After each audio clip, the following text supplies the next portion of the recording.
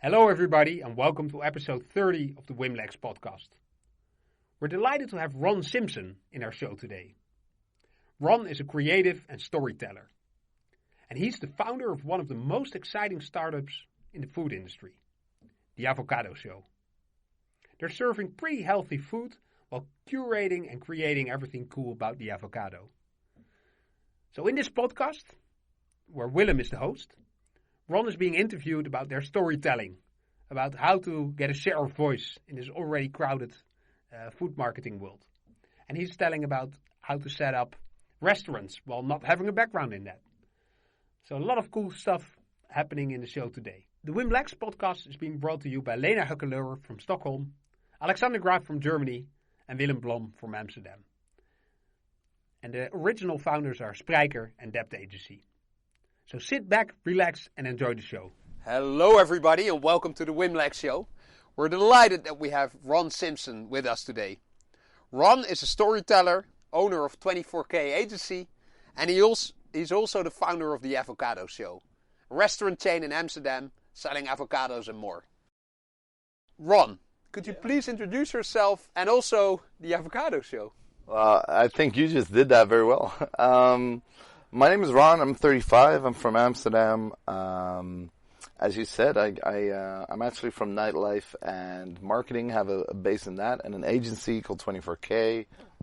Used to do a lot of DJing and artist stuff. And after a while, we founded the Avocado Show in 2016, which now has 3 stores in Amsterdam, 1 in Brussels. We had 1 in London, and there's tons and tons more coming. So amazing. Awesome. And how did you come up with the concept of the Avocado Show? Well, when I was jumping out of a plane to try to save puppies from a flaming tree, I'm kidding. We were just sitting one day and figured out, why don't we open a cool little place for ourselves, more like a hobby, like a place where we could hang out and have good food. And then we figured, well, if we are doing it, so that's me and Julian, my partner, people expect us to be creative or, a little bit more original than just the next pizza place or whatever. So we had to find an original angle. We were like, okay, so what do we like that is very versatile, that is very sexy, that is yummy, that hasn't been done before, And we decided to do a mono restaurant based on avocados. And then, coming from a background in storytelling, I can understand that you understand the power of branding a restaurant chain, which you've done incredibly. What I understood from friends who also run a restaurant, that there are more aspects into becoming successful, finding a good team, the right location, understanding the metrics of the operations of the business. How did you learn all that? Well, I think it's always a little bit of the chicken and the egg story, right? So if you know what you're doing in hospitality, you probably don't know what you're doing in marketing. And if you know what you're doing in marketing, you probably don't know what you're doing in hospitality. So me, myself, I'm kind of familiar with branding, marketing, PR, communications type of thing. I don't know anything about hospitality, but my partner does. And the people we hire, the team we assemble, we hire experts in this. Now, normally, people do it ourselves, so they are either the chef or the manager or whatever, and then they would have to hire marketing people. For us, it's just exactly the other way around. And that makes it easier for us, because we understand our brand ourselves. And then there's a lot more people understanding how to run a kitchen or a bar or a restaurant, so we can just hire those. And you have a more than 100% occupancy rate right now. Yes. Still, for me, it's fascinating to see that from the idea on the kitchen table, let's settle for a place for ourselves to sell food, and have a place where we can relax as well. I don't think we sell food. Sorry? I don't think we sell food. Please tell us the concept. No, we do sell food, but we differentiate ourselves by having. We're really a brand. We're not really a restaurant. So the restaurant is part of the brand. We do sell food. We call it pretty healthy food, but there's an experience to it that is in everything. So if you like avocados, you need to come to our place.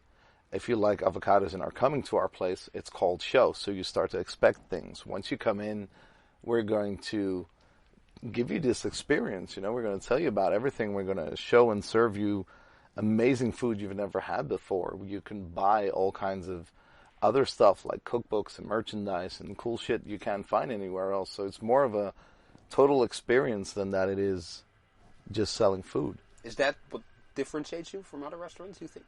I think so. I think a lot of people start out trying to create a restaurant. We started trying to create a brand and all the values that has also. Then still, I mean, if I go to an experience, I also want one of the ingredients, which is the food, to be obviously delicious. So that's like a given. You know, if you don't make good food, don't make restaurants. The rest is just what differentiates. I think everyone serves food. I think there's 150 good restaurants in Amsterdam that serve good food. But how many stories can you reproduce? How many things do you remember? You know, a lot of people at a lot of companies make tennis shoes, but there's only one Nike because they invest in brand, right? In storytelling, and you can identify with the people that they work with or the stories that they tell through campaigns or, you know, whatever it is. You mentioned Nike as a brand that you see as a strong example in their storytelling. Are there brands within your field, restaurants chains with a story like yours as well that you thought of, or did you come into the business with maybe a more blank mindset in? We definitely came in with a blank mindset. I'm pretty sure there must be more. There's places telling amazing stories, I think. Say in Amsterdam we have the vegan junk food bar. Yes. Is that a story though? Well, I don't know, maybe around... Tell me the story. For me, the story is that junk food can be delicious and slaughter-free. Slaughter-free. Okay, yeah. So that's a story for me. And no, that's a concept. Well, okay. Yeah, but right. It's the concept of junk food, which you already know, made vegan. That's a concept. You can explain that in one line. If you want to talk to me about the story of the vegan junk food bar, and let's get one thing clear. I love the vegan junk food bar, right? So I'm not attacking them in any way, but it's like, I don't know their story. All I know is that they have very tasty junk food that tastes great, is comparable and recognizable to other junk food, but is vegan. I don't know when they started, where they're going, what they want to do. I have no idea or concept of that, who the chef is. None of that. It's a very strong concept, in my opinion. And I'm sure they have a story, but at this point they don't really need it yet, right? It's enough to get two target groups in. One of them is junk food, the other one is vegan. Put that together and they're done. And then, so basically you're saying with us, it starts with the experience and then food is an ingredient. Maybe for them, it's about the food and then a nice name and a nice concept around it. If you zoom a little bit more in your concept and your experience, what do you think is the key ingredient that made you successful? I think the fact that there were and are hundreds of millions of people around the world extremely fan of the avocado. They eat it every day at work, at home. They buy it in restaurants or supermarkets, whatever. There's this huge user base, and there was not a single restaurant before we started. That's exactly why people want to go to our place. And tell me about the idea generation phase. You sat around the table with a couple of guys from your agency thinking of ideas. 5 minutes, really. Really? I just went for a Was the drink. avocado the first idea that came to the table? No, a mono restaurant with pretty healthy food came up, and then we were like, okay, but if we're going to do this, then we should add things we really like, right? I mean, it was supposed to be a hobby, so we didn't see 10 outlets or whatever. We saw a place that we were supposed to hang out. So what is it that you like? We're like, well, I eat mozzarella cheese a lot, but we can't really open a place for that. I like, pizza like any other guy, or sushi, but there's already too many of those. Keep writing. What do you like? What do you like? What do you like? And then the second we both wrote down avocado, we saw, our creative minds saw the possibilities in it. We're like, yeah, that's good. That's colorful. It's tasty. It's versatile. It's hot, cold. It's mashed, grilled, cut. You can make sauces out of it. You can make smoothies out of it. You can make pancakes and cakes and sweets out of it. holy shit, yeah, we could do it in a poke bowl. Wow, yeah, oh, whoa, you know what? We could do sushi. You could actually put it on a pizza. Yeah, you could. Maybe we could make soup. Oh, you can put it in a pasta. And it just opened this fountain of ideas, which was amazing. And that's why it became that. But it went really quick. No team, nothing. Did it hit off from day one? Or did you have to put efforts in letting the world know about you? And I think nothing works without effort. But what were the efforts that you put into? Well, the efforts, I don't think necessarily the start was the effort, because we went viral with a Facebook post. So, I mean, that's not really effort. We went viral with a Facebook post with 3 lines and an iPhone picture. So it's not that much of an effort. The effort was after that. What happens then? So the whole world started writing and calling and wanting to know you, DMing you, 5 different languages, 60 countries. You have no idea where this is coming from. And I think the way we handled that made the difference. So because we already had companies, we had staff, we knew how to run a brand, we knew how to run communications, we just asked everyone that was working for us to help us out. And they were just picking up the phones all day, answering emails all day, doing all this kind of stuff. And the way we handled going viral is the reason why we kept that going for months instead of days. And what is your main business model? How do you earn money? Is that from the... Well, first of all, we have restaurants, which are owned. So it's a classic hospitality model. Second, we have franchising models. So you could license one of our licenses and put it in another city. That's a model in which you just make money like any other franchise, so royalties and this kind of stuff. And then we have a product and merchandise side, which varies from edibles to cookbooks to media to collaborations to T-shirts and whatever, tools. All of those things together, which just have a margin like a store does. And then you sell those from your own web shop? Or our own web shop, our own stores. Yeah. We are also, I mean, the book is everywhere in Holland. You can buy it almost in any bookstore. So from the Berghof to anywhere else. It really depends on the product. Like the avocado fries that we released, they are now at the wholesaler, so you can buy those at different restaurants, and yeah, it's all over the place. And how do you divide your time? Because you're originally an agency guy. Yeah, we basically stopped or sold every single company we had. Okay. Yeah. Right now, I only do consulting on the side because I think it keeps my mind sharp. Yeah. But I'm super 100% focused on the Avocado Show, and I am responsible for the brand side of things. And then Julian, the same, he's 100% focused as well, and he's running the operational side of things. And that's how we split it, and it works. Amazing. And he was your co-founder in 24K agency as well? No, that was just mine, but he was a good friend, actually, and a client once. But we were both... guy. A hospitality guy, also a DJ kind of thing. We were just at the same point in life at the same moment, right? Like, hey, what's next? We're doing kind of well, but can we build something? Yeah, cool. And I trusted him and saw his talents from day one, and he shared that feeling with me, so it's cool. Yeah. And there are some critics who say the avocados use a lot of water. You need transportation, maybe from California, to bring them here. Mm-hmm. What's your story around that criticism? How would you respond to them? It's twofold. Actually, we responded to everyone already. Our response was this: I don't think you should talk about anything that you don't have any knowledge of. And so when the first questions start coming in, we were like, we don't have enough knowledge about this, so let's learn. And we went to take a look in our supply chain. So we went to our Dutch supplier, and we went to the origin of the avocados, so Polokwane, South Africa. We went to Michoacan in Mexico. We went to Chile, to Peru, and straight to the source. Literally, I touched the trees and the people doing it. You know what I mean? Like nothing, no stone left unturned kind of thing. And we just learned. Like my question was, is it possible to sustainably grow avocados? Yes. Okay. Are we as a business buying sustainably grown avocados? Yes. Do they treat the people fair? Are they socially responsible? Yes. Okay, so if this exists, then why are people telling me otherwise? Why are people complaining about water? Why? I mean, they're not complaining for nothing, right? So I want to know why.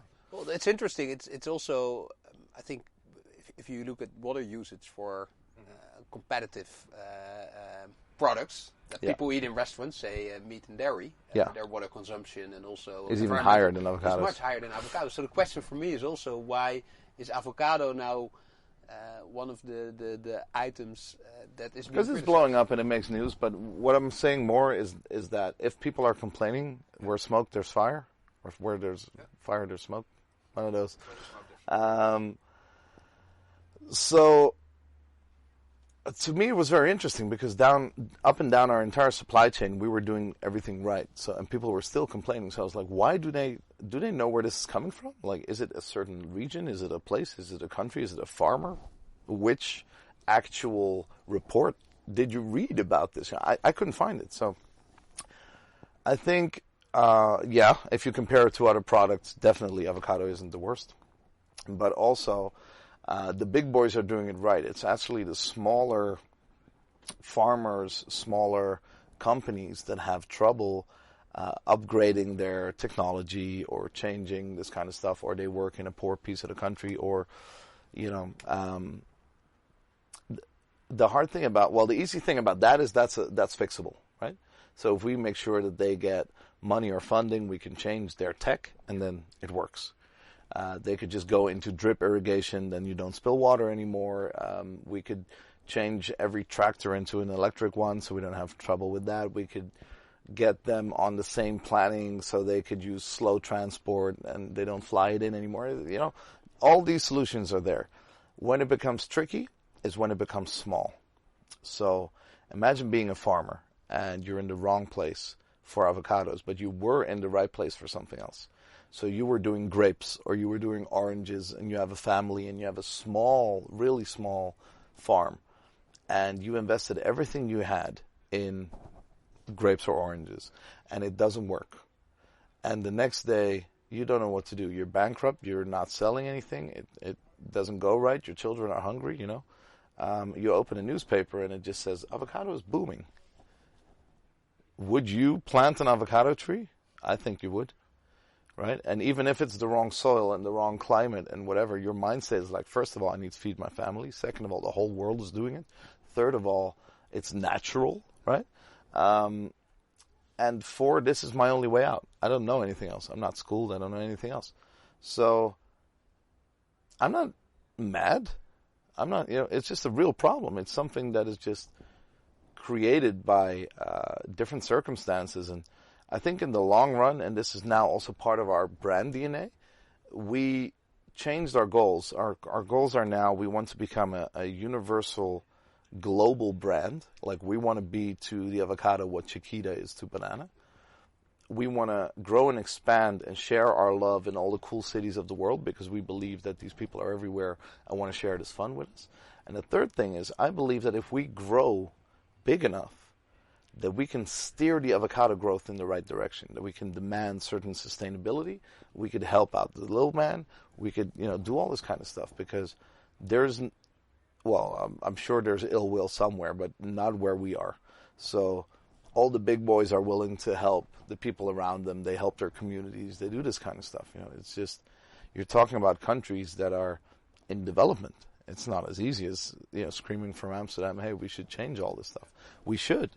It's just not as easy as you think, and we're working on it. And I think it's kind of cool. It's a dope challenge to be part of, and it feels good.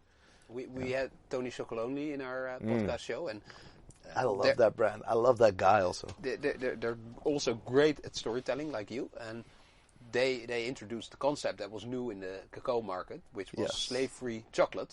Yes. They really turned maybe some negativities associated in the cacao manufacturing industry into a brand asset for them. Yeah, man, they made a problem into a solution. It's exactly. Awesome. Yeah. Would you say that you, with your power of storytelling, you've turned the avocado into this cool thing that, everybody already embraced, but you're actually pushing that further. Mm-hmm. Is there a concept within, associated with the negativities, that with your storytelling experience and power, 100%. can turn into a positive thing as well? Very honestly, we already written this. Okay. The concept's done. We have a concept called What a Waste, which takes the waste. There's always waste, right? It doesn't matter what you make, whether it's fruit or cacao beans or coffee. It doesn't matter. There's always an X percentage that doesn't work. Now, when we speak to our farmers and other people, they tell us like, yeah, well, we have that. Obviously, there's rules, there's regulations. If it has a spot, we're not going to transport it. If it's broken, we can't do it. If it touched the ground in South America, you're not allowed to export it. If it, all of these things. Now, the avocado itself is a piece of fruit, but actually the ways you can use it are limitless, right? I could crush that into oil. I could make it into guacamole. I could make cosmetics out of it, which is good for your skin and hair. I could do all types of things with it. And then I speak to the farmers, and they're like, yo, this is amazing. But we don't have a brand. And there never was a brand, right? So name one brand of cucumbers. Who the hell knows? Beyond Meat did that with meat. Exactly, yeah. Well, plant-based meat. It's well, yeah. So they did it with plant-based meat. There are meat brands out there, but it's, less, I would say. I mean, there's with sodas. Obviously, everybody knows the big brands. But if I used to be a meat eater, and now I'm a vegan. But when I used to eat meat and buy it in the supermarket, it was just a homegrown brand. But I didn't really look at the brand. But then the Beyond Burger came, and everybody's like, this festival that we are here today, we will serve the Beyond Burger, and everybody's craving for it, both meat eaters and because vegans. You made a story out of it. Exactly. Yeah. It's the storytelling. So yeah, and that's awesome. So that's exactly what the farmers never had, right? They were like, okay, so we want to turn this waste into something, but we don't know what. Because who the hell's going to buy it if there's no story, if there's no product, if there's no brand, right? So we believe that we are a missing link in a lot of these things, and we have the marketing and creative power and brand power if we grow big enough to start helping these guys out. And the good thing is, like, from a consumer perspective, you want to eat salads with avocado oil or cook in it. You want to have amazing cosmetics for your skin and hair. It feels good. It looks good. It smells good. Why wouldn't you want it? So if we could do that and reduce waste, and then if we reuse waste, we can even keep the costs down. It's a win-win-win situation. Brilliant. So our that mission will be is the new plan. it's the plan already. Yeah. You just really need size and scale. Yeah. And we partners need to probably grow to produce cosmetics products. Yeah, that also. But I mean, just like hospitality, that's not hard to find, right? So you can find those people, but you need money, expertise, distribution, all this stuff, and you can only do that if you're scaled to a certain size. And is then working in conjunction with other partners also a strategy for you? Are you looking to set up, like, well, you mentioned cosmetics, but also any other product that as a byproduct of avocado could be produced? Maybe we made the avocado fries now. Yeah. So the avocado fries is something we did with Salud, and they make frozen foods. Okay. So we don't know anything about frozen foods. I know how it should taste like, it look like on a plate, but I don't know how to make it. They do. Okay. And they told us, we made this before, or sort of we tried. It looked a little bit different. It tasted a little bit different. We're like, you almost had it, but it actually needs to be this. Change the color to that. Take out the salt. Make it this. Add this sauce. Call it this, So you're doing the crusted avocado wedges. Yeah. Avocado fries. Right? Yeah. Same product. Exactly. You just cut it differently. We changed the panko. So you're doing the R&D. They do the production. They have the factories. And we license our brand. And you license your brand to them, or are you doing the sales and branding as well? We're doing the sales and branding ourselves. Okay. Yeah.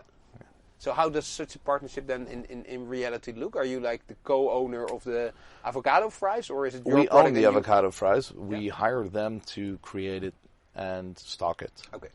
Yeah. Cool. And you're betting on many different plates, which is, I think, great if you want to make the avocado the cool product. It can even be more of. Are there any challenges that you face? Are there, besides the environmental aspect that we already mentioned? So what are your key challenges? Well, the key challenges are simple. Any company that wants to be successful should focus. Right? So we're a startup. We have limited money. We have limited resources and people and whatever. So we need to find the right strategy and put our power where it's worth something, right? But we just believe in different things. We believe in a modern way of thinking, and I'm not necessarily looking for a simple franchisee. I'm looking for someone who is an entrepreneur. Now, if I move my restaurant to, let's say, Spain, right, and we're going to Madrid, the we didn't attract a franchisee. We attracted an entrepreneur that is way bigger and better than we are. And they are going to help us. They look at the Spanish market and they say, okay, we don't just want the restaurant. We want to roll out this brand. We want to help you. We're going to translate this book into Spanish, you know what? And then we're going to put it in the markets here. Oh, you have avocado fries? That's kind of cool. We're going to sell that in the places just like we are here, but maybe we can help you with a distribution deal in Spain and then put someone that needs to run it in our office. Why not? And we are like, yeah, that's the way to globalize things. Now we finally can do that. You know, we don't have the power to do it any other way. And how are the big boys looking at you? I mean, I can imagine that there are large avocado manufacturers who adore you because they see new. They love us. They see a new revenue channel. But maybe, do you have any competitors actually? Now that it comes to think of it, maybe you are really creating a new market. Avocado restaurants, but they are building restaurants, and we're building a brand. That's the big difference. So, I don't think we have competitors yet. There's one that has multiple locations. No, there's two that have multiple locations. But they're just building restaurants, and it's a different concept in a different continent also. So, not really. I'm a data guy, and I'm really curious to learn a little bit more about your numbers. We heard you have a 100% occupancy rate, but no, man, we have technically, if you would look at a waiting line. If you look at the way 100% occupancy rate would be, if you fill each chair once, right? We do that about 7 times a day. So we have a 700% occupancy rate if you rate it by that way, right? So the bank usually tells you can fill it maybe 2 times per day half, right? But yeah, we overdo that. And besides that, can you share some insights on maybe visitors to your restaurants, or if you can, to listeners, numbers in terms of sales? Or I don't think numbers in terms of sales are interesting at all. I think it's important. The thing is, I like perspective. I don't like data. I like data analysis. Right? So what do you get out of the insights? Yeah, exactly. So to me, being able to fill each chair 7 or 8 times, that is unprecedented. It's way more relevant than what you make, because the average spend everywhere changes. It doesn't really matter.